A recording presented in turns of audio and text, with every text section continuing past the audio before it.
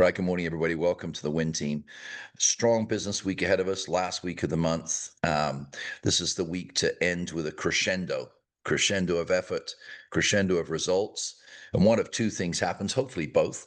One is that you end the month really strong because you really push hard these last 5-6 days on your open houses, on your calling through your hot leads. It's extremely important at the end of the month, trying to push people over that decision line to close out the month strong.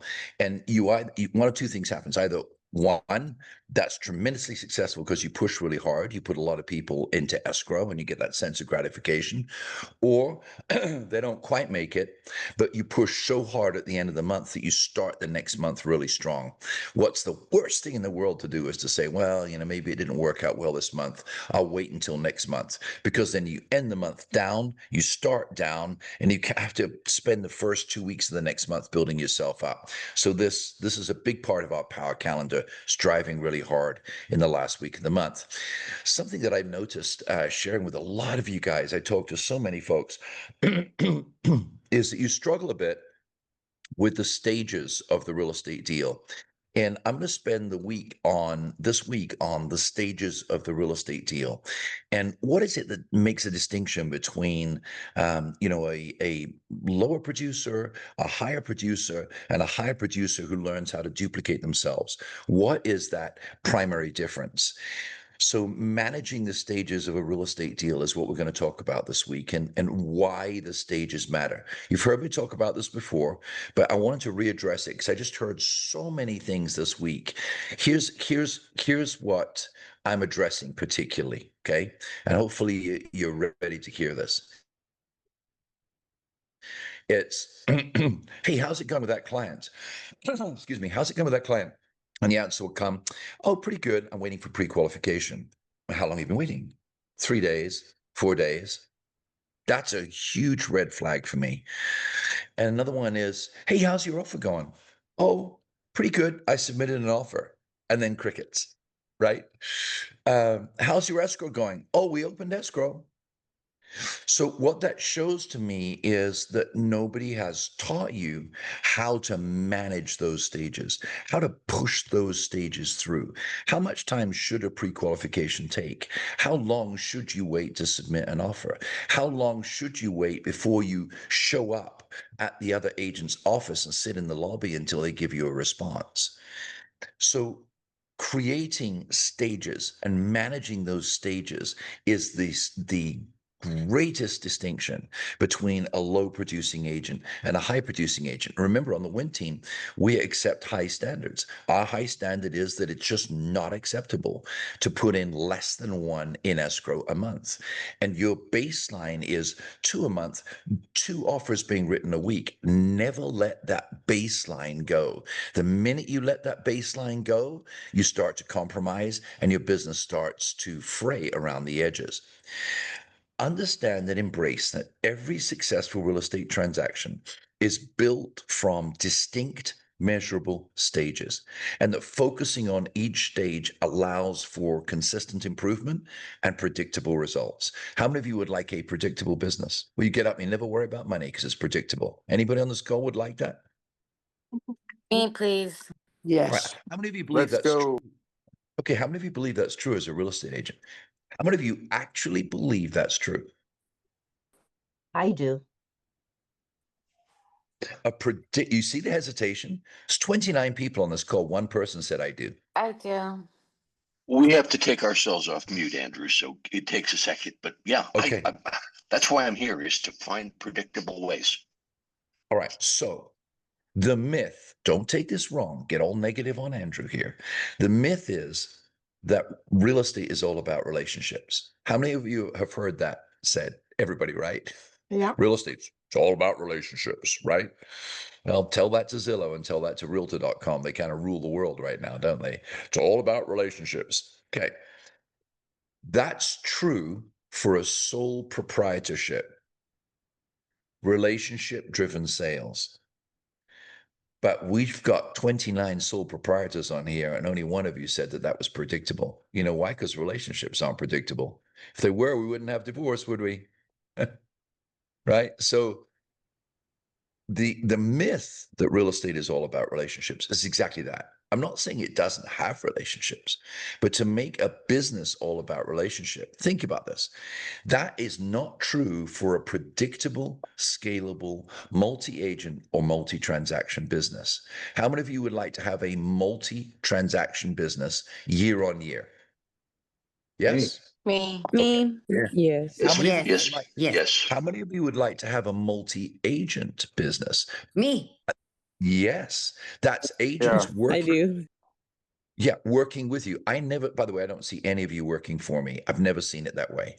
A waiter comes up to me or waitress in the restaurant. I want to talk to them like they're the Pope, right? I just don't see people up and down. I don't see it that way. So you're going to find you have a much better business structure if you see people as working with you rather than for you. But to say it's all about relationships is not true for a predictable, scalable relationship. What do I mean by that? Compare real estate producers. Oh my gosh, we are such big mouths, aren't we? As soon as somebody does anything in real estate, they're on YouTube, they're on Instagram, they got some flashy picture, they're saying how wonderful they are, right? Compare that to other businesses. Think about Steve Jobs. When did you see Steve Jobs going on Instagram? Of course, it wasn't there, but you understand my analogy. I'm just great and I did this and right. No, what he did is, or before I go there, compare real estate producers with Steve Jobs or Oprah or Gordon Ramsay. Gordon Ramsay's a great example. Personally, I wouldn't invite him over for dinner. I think he's a bit obnoxious, but he's created something. All of these examples of Steve and Oprah and Gordon broke their personal talent into defined operations. And the result was huge businesses, distinct, repeatable, measurable steps with high standards. Now, I'm going to be totally honest with you. I spent many years of my career not doing that. I was successful selling on my own. So it's like, well, that's good. That's working. I've got money. That's good. And it wasn't really until later in my career that I said, you know what? I want to build this as a business rather than as a sole proprietorship. And you know what drove me, of course, was being older than my wife and 53 years older than my son, and realizing that nature runs its course and that I had to leave something behind for them. And being a sole proprietor with a 401k was not enough for what I wanted for the people that I loved. The takeaway is this: if you can define it and measure it, you can improve it. So let me ask you this question really fast. Anybody answer me? Give me an exact number. Do not mess with me. And if you don't know the number, say don't know. So unmute yourselves real quick. This is going to be fun. You ready? Here we go. Yeah. You ready? How many calls to potential clients did you make last week? 40. 15. I don't know. At least 5. 25. So Karen said the most important 3 words. I don't know. You see, because unless you know, you've got a missing KPI. So that's like Gordon Ramsay saying, well, I make a great steak, or I made a great fricassee of whatever he does, right? But he doesn't know how he did it. He didn't know how much olive oil. He didn't know how much this. You can say, but Andrew, there's a flair. Sure. Right. So you're saying Gordon Ramsay is cooking every meal in all the Gordon Ramsay restaurants? So he knew exactly what it took. That was his first stage. So I'm suggesting to you guys that if you know exactly what you do, first of all, it's a little bit of an eye opener. Oh my gosh, I actually did 6, right? Right. If you know, now you've got something you can measure. And if you can measure, you can improve it. If you have a rough idea, now most of us, so Jonathan, I know he said, I know at least 25. Jonathan, you remind me of me a lot when I was a top producer, right? It's not a bad thing, right? It just, you remind me of me. All I knew was I worked really hard. I just worked hard. I was on the It's a phone. I was in compliment. this. You get my vibe though, right, mate? Loud and clear. I just knew bloody well that I worked really hard, but I never really measured it. So I could never really define why. I had peaks, I did consistently make a lot of money, to be fair, but I had peaks like 94, 2004, peaks, Yeah. right? Usually connected, Jonathan, to some market trend that just accelerated my business. I had enough systems and disciplines that I could sustain that, but peaks. But I never broke it down into how can I specifically measure what I do so that I can grow it. So if you can define and measure it, you can improve it. Listen to this. If you can delegate the processes, then you can build it. So you all said you wanted multiple agents or multiple transactions over a period of time. And what you do know about yourself is that you work hard. But until you can measure that, exactly what you work hard on and when and how much, you can't delegate it. Because you just look at somebody like you bring somebody onto your team, you just go, hey, work hard, follow me around, work hard. Right, work hard. Put this in escrow for me. Yep. Close that escrow. Yep. Hold an open house. Work hard. Work hard. So you run an ad in Craigslist. Need people who work hard. Right. Right. All right. So Steve, Oprah, and Gordon understood what they did well and broke it down into functionality and then told people what they needed to hire them for those different functions. So Oprah probably represents 50 talents. So she needed 60 people to do those 50 talents, right? But she Yeah. broke it down. So why do stages matter? Every transaction, guys, has a natural progression. I want you to see your real estate business. Don't get all upset with me now. I'm not saying relationship isn't important. See it like an assembly line. This is what Mr. Ford did. Until Mr. Ford, it was like each car was a piece of art. But Ford came along and broke it down into an assembly line. We all know the story. When you understand and measure the stages, you can identify bottlenecks. You can focus effort where it's needed, not just work hard. Because we tend to work hard on what we're good at. We tend to not work hard on what we're bad at because we haven't identified what we're bad at, right? Maybe we just don't have the strength of character to accept that we're bad at it. Then, got to hire somebody who helps coach you. When you have stages, you can train your team effectively. You can train your interns effectively, Jonathan. You can train your VAs effectively. And ultimately, you're going to be able to predict revenue reliably. So you said, Andrew, I want predictable revenue. Well, to create predictable revenue, you have to have a predictable process. Ford could only predict how many cars they had because they knew how long it took to go from the alternator to the panels to driving it off the lot. They knew every single stage, the electrical stage, the glazing stage, the finishing stage, the transmission stage, the brakes, so on and so forth. Everything was broken into assembly line. So they go, oh, there's a bottleneck right there. That staff member needs additional training, right? Oh, there's a bottleneck. Oh, there's a surge right there in high production. That person should be turned perhaps into a supervisor and put two other people, and we can increase that part of the assembly line. So stages matter in the individual transaction and in your business. Think about the stages that you're operating. And look, these aren't like the ultimate Bible of stages. We're just talking about it here, okay? But think about the stages of you with a client and you growing into a Gordon Ramsay string of restaurants. Your first stage is you have to generate leads to fill the funnel. I've said it 100 times, all right? But what are the KPIs on your lead generation? You have to make multiple calls to establish meaningful contact. Did you hear that? Those are key words. Meaningful contact.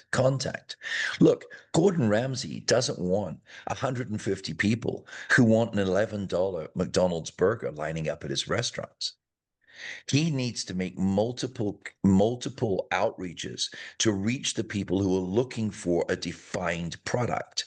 So Your first stage is you generate the leads. Second stage, you make the multiple calls. Third stage, you build marketing flow towards your prospects. That's your property alerts and automated nurtures. So let me ask you this question. I'd like you to answer me again, right? The number, or I don't know. Here we go. How many property alerts did you set up for clients last week? Let me hear it. 4. 0. I don't know how to do it. 20. I set up only 3. Okay. So don't be down on yourselves. I'm not trying to get you to be down on yourselves. Just to see that if you can count it and measure it, you can build it, you can improve it. Now, the very start of success in the real estate business is what you do at the top of your funnel. You'll hear from me until the day that I die. Are you measuring that? Where should you be measuring it? Tell me. Where should you be measuring it? On your push you- notifications? In your Power Performance Tracker, right? That's why it's there, because you said to me, I want to build a business. I said to you, let me give you a structure to build your business, right? So if you said to me, I want a predictable business. You said to me, I want revenue I can depend on. You said to me, I want repeat production in volume. That's what you said to me, predictable income. So I'm saying to you, the very root of that is you got to measure it. You imagine playing baseball and nobody measures the distance between the bases? You imagine? Imagine playing football and one field's 100 yards, another's 80, another's 70, another's 120. It would mess up the entire structure. Imagine going to a Gordon Ramsay restaurant. It's kind of like, yeah, it's all about relationship. Put as much salt in as you want. Everything that is repeatable in life is measurable. Everything. Everything. Every function of your body, every drug, every aspect of chemistry, everything that duplicates, that goes beyond sole proprietorship. If it's sole proprietorship, right? So we take sole proprietorship of our bodies and we go, hey, these sugary foods work for me. All of this starch works for me. All of this grease works for me. You're a sole proprietorship. Maybe it works for you. And at 60, you pass away from massive coronary failure. But for you, it worked. And you were good with the 60 years. But if you take responsibility for a city and say, now you all must follow me, I tell you what, people are going to question your metrics. People are going to question your KPIs. And for you to create a healthy city, you have to create healthy processes. And then you have to create healthy measuring of those processes. So you can go, let's improve here, let's optimize there, and move forward with that. So in your real estate funnel, if it's true that you want predictable business, if it's true, then there's stages in this business that I'm going to teach you this week. First stage, as you know, is generate leads to fill the funnel, measure it. Multiple calls to the client so you make meaningful contact, measure it. Marketing flow towards the prospect. We know that property alerts are number one. Number one. We had 1,046 people visit our website yesterday. Did you know that? In a day. I mean, not just visit the website, but open properties. 1,046 people open properties. We have 50 4 years ago, right? So marketing flow towards your website, towards your prospect, creating responses and push notifications. This is all part of the top of your funnel, because when you have that happen, what you're missing is you're looking for that one client because you're a sole proprietor. I'll get that one client. I'll get that next lead. That'll be a good lead. And I'll chase that lead. And when I chase that lead, I'll be able to get myself an escrow, compared to somebody who says, I am going to chase that next client because I need money. But I'm going to chase multiple clients every day. I'm going to create multiple prospects every day. I'm going to do my power previews every day. I'm going to do my power open houses 3 times a week. Why? Because I'm tired of living paycheck to paycheck. I'm tired of living lead to lead. I'm going to build a measurable performance structure.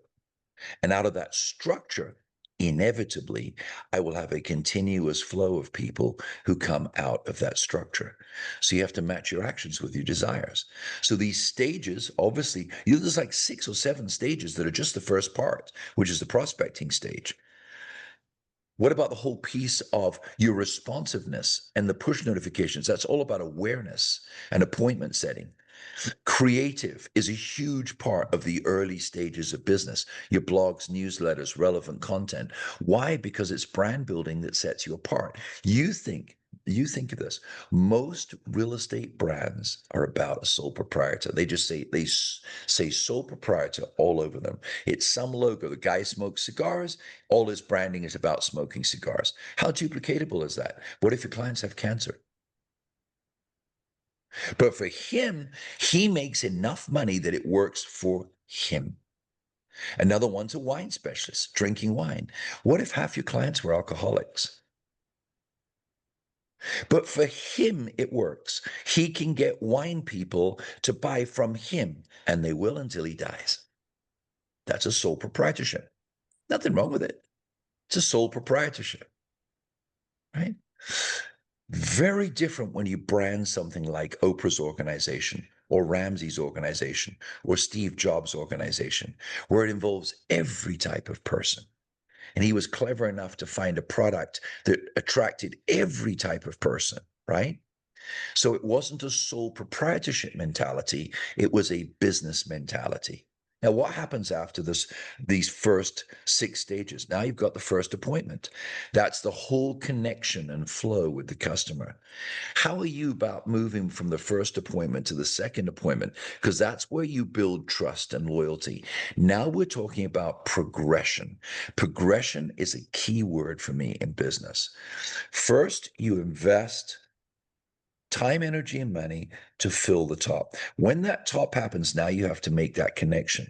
When you make the connection, and I know a lot of people like this who make great connections. Oh my gosh, we say in England, they can talk the hind legs off a donkey. But what was the progression? It's good. It is such a skill.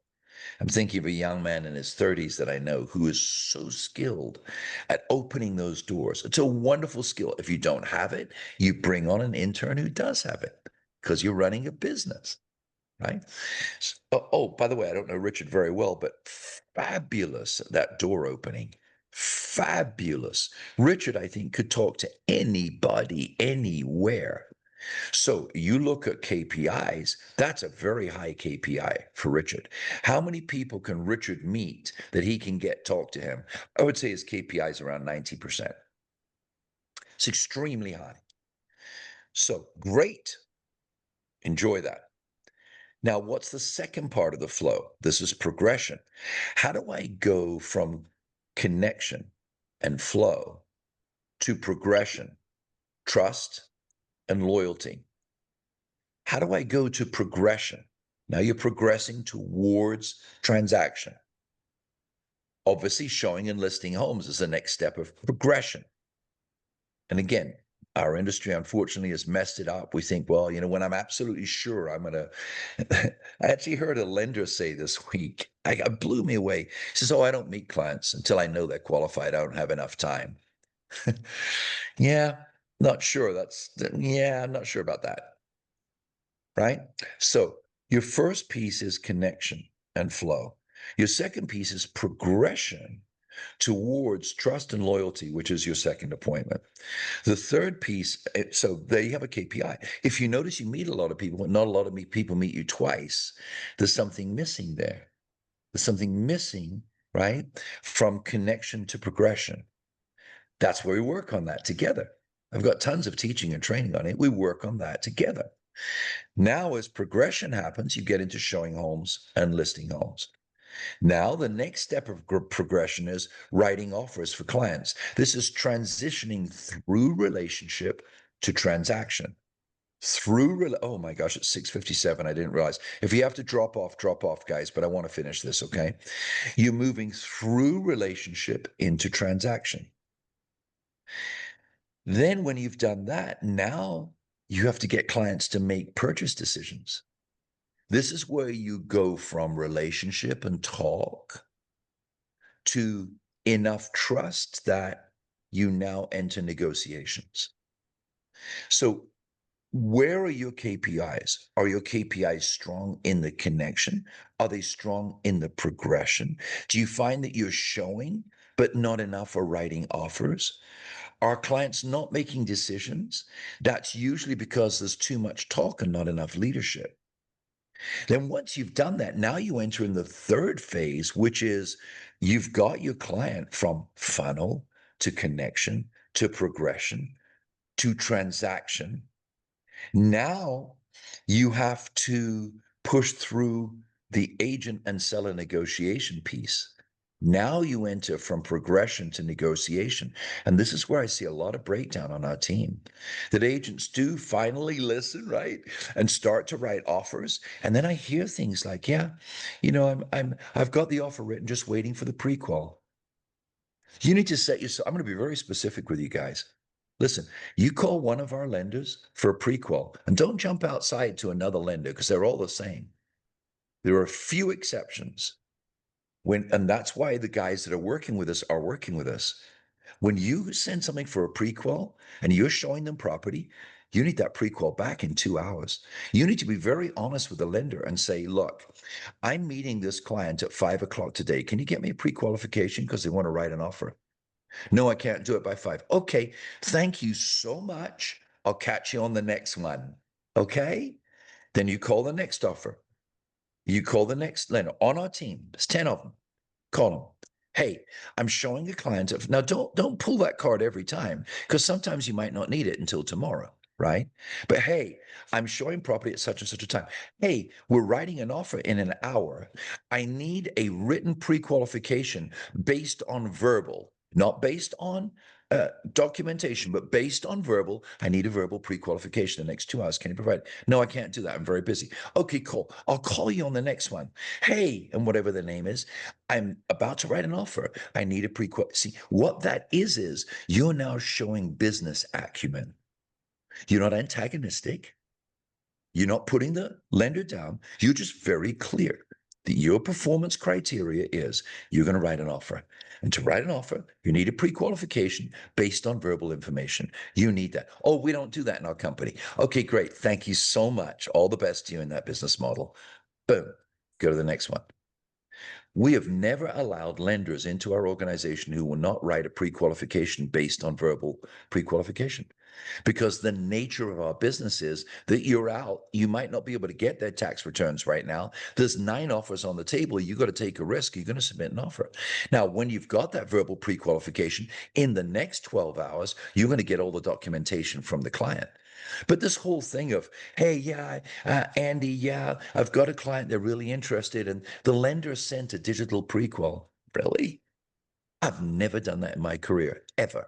I'm not saying I haven't used digital pre-quals, but the idea that a lender won't call the client and say, hey, have you got that email from me? Cool. Open it up with me right now, would you? Great. Okay. You see page 1? Let's start on that together.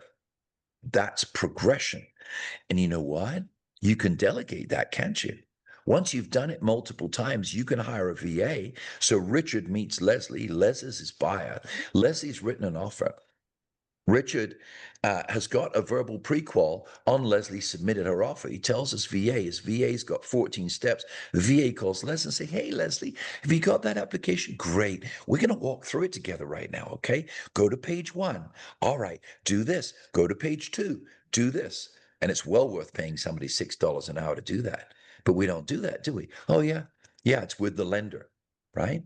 So I'm going to go through this very graphically with you, pushing the qualification with a lender, then connecting that lender to the seller.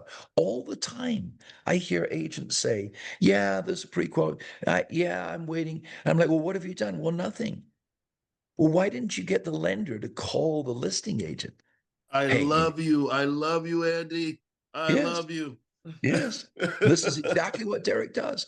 Why didn't you get this the lender to call the listing agent? Hey, this is Derek. This is why we're using Derek. This is Derek. You know what? Our agent Richard just wrote an offer for Leslie. She is just so excited about this home. Let me give you some specifics. She's been on a job 7 years. She's one of the most industrious people that I've ever seen. Her FICO score exceeds the minimum limit for this transaction, for this investor by 40 points, right? She sent me her documentation. She's always responsive. I'm going to tell you something. We're going to have a great escrow. When do you think you can get a response back to my buyer's agent? That's a lender's job. Some guy who says, yeah, I don't meet with people unless they're fully qualified. I'm too busy. He's never going to get one of my loans, ever. Managing the negotiation process, getting the deal accepted and signed. I know you guys are going to need to read through this, but this piece of managing it, once you've got that offer sent over to the listing agent, what are you doing? You're waiting. Let me tell you something. I have multiple times physically driven to a listing agent's office and sat in their lobby, doing my work in their lobby until the broker takes the business seriously enough to get that agent whose license is hung under him or her to get me a response. I have physically sat in offices, physically making my calls. So you need to leave. Sorry, I can't leave. By law, I've submitted this offer. My client is entitled to a response. Do you have a contract that states that you can take multiple days to reply? Because there's a performance standard of 48 hours in the RPA. You've not met that performance standard. I cannot leave here until you meet that standard. Well, we're going to throw you out. Great. My first stop is going to be the Board of Realtors to let them know you're in violation of NAR and CAR and the Department of Real Estate regulations. I need a response. I've done this multiple times. And yet somehow, guys, you think it's okay just to like, yeah, it's kind of with the listing agent. No, we owe more than that to our buyers. So once you've managed the negotiation process, now you manage what we call the discovery process. That's disclosures, inspections, appraisal, and loan. Manage those steps. Once again, how are you managing those steps? How much time did you spend on the disclosure, inspection, appraisal, and loan steps in your last transaction? How much did you manage those? When you manage those, you keep KPIs on them, right? Key performance indicators. And then finally, you manage the closing and post-closing experience. I'm hurrying here because I'm over time, and I apologize because I always told you I'd be on track. Each of these steps can be measured.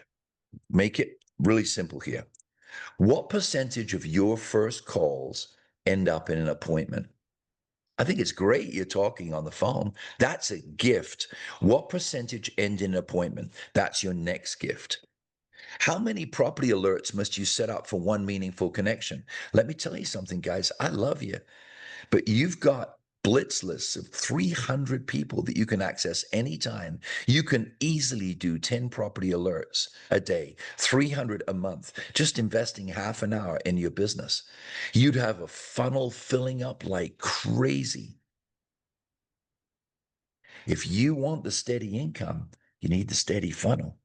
You need to measure that.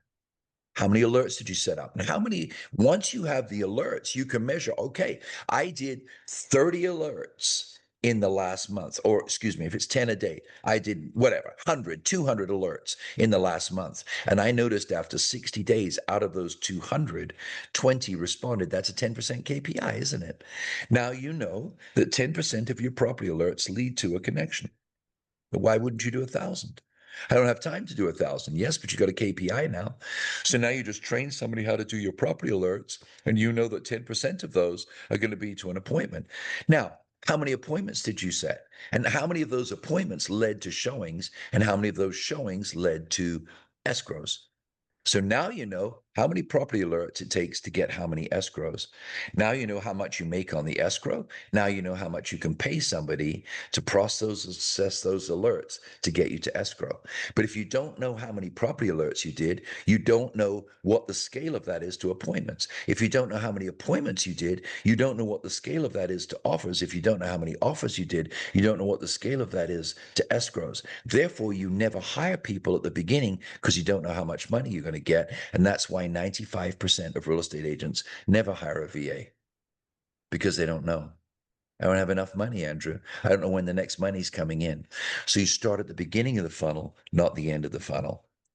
So this week, I'm going to go over with you the prospecting machine, the appointment machine, the negotiation machine, and the closing machine. How many of you feel this will be beneficial to your business this week? Perfecto. Me. I do. You like it? Yes. Yes. Oh, yeah. Yes. Definitely. Thank you. I'm here to encourage you. I'm a little bit tough, but this is how business works. So let's create a fabulous month end. I look forward to seeing you all during the week. I'm here for you. I appreciate you. Go out and kill it. Have a great time. Thank Thanks. you.